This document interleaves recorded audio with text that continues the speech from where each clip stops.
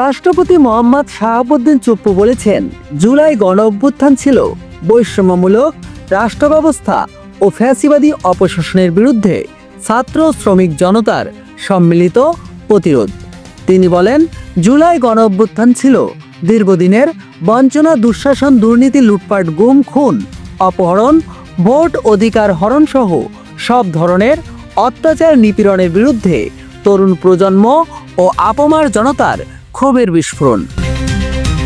এই বৈষম্যমূলক ফ্যাসিবাদী ব্যবস্থা বিলোপ করে গণতন্ত্র পুনঃপ্রতিষ্ঠা, জনগণের ক্ষমতায়ন এবং মত প্রকাশের স্বাধীনতাকে সুনিশ্চিত করাই ছিল জুলাই অভ্যুত্থানের মূল লক্ষ্য।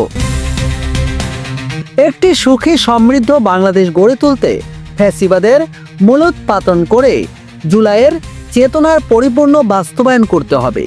5 আগস্ট ঐতিহাসিক জুলাই গণঅভ্যুত্থান দিবস উপলক্ষে সোমবার 4 আগস্ট দেওয়া এক বাণীতে তিনি এসব কথা বলেন।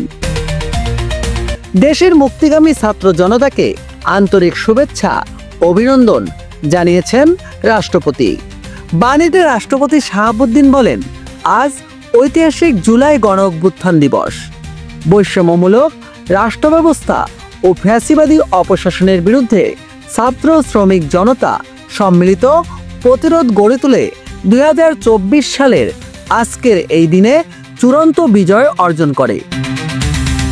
ঐতিহাসিক এই অর্জনের বর্ষপূর্তি উপলক্ষে আমি দেশের মুক্তিকামী ছাত্র জনতাকে জানাই আন্তরিক শুভেচ্ছা ও অভিনন্দন। তিনি আরও বলেন, আমি গভীর শ্রদ্ধায় স্মরণ করি জুলাই গণঅভ্যুত্থানের সকল শহীদকে, যারা দেশকে স্বৈরাচার মুক্ত করতে গিয়ে সর্বোচ্চ ত্যাগ স্বীকার করেছেন। আমি তাদের আত্মার মাগফিরাত কামনা করি।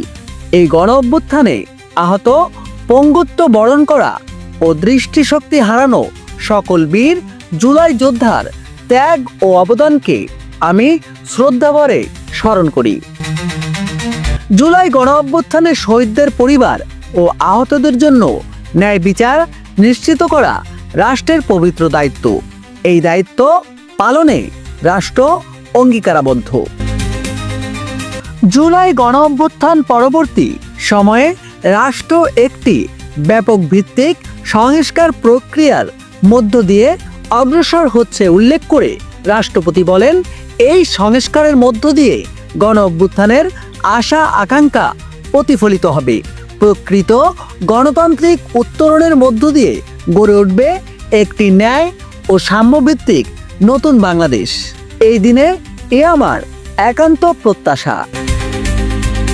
জুলাই গণঅভ্যুত্থান দিবস উপলক্ষে গৃহীত সকল কর্মসূচির সাফল্য কামনা করেন রাষ্ট্রপতি শাহাবুদ্দিন চুপ্পু। নেয়ামুন নাকিব, বাঙালিয়ালা নিউজ বাংলা, ঢাকা।